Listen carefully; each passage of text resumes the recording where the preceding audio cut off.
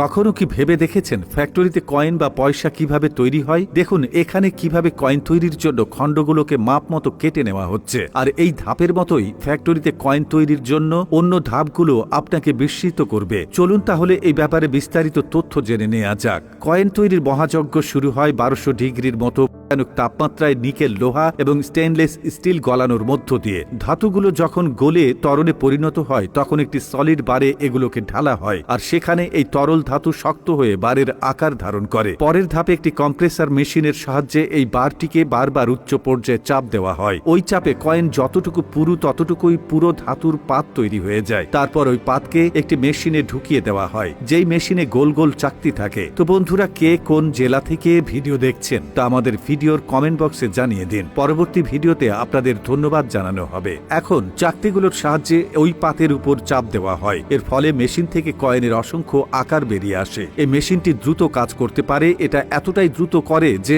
আধা ঘন্টায় এটি প্রায় 27,000 কেজি কয়েন কাটতে সক্ষম। বার থেকে কয়েনের কাঙ্ক্ষিত আকার বের হবার পর সময় এসে গেছে ডিজাইন করার। এই লক্ষ্যে একজন গ্রাফিক্স ডিজাইনার আলাদা আলাদা কয়েনের জন্য আলাদা আলাদা নকশা তৈরি করেন। একটি কয়েনের জন্য তিনি মূলত দুটি ডিজাইন করেন, একটি পজিটিভ আর একটি নেগেটিভ।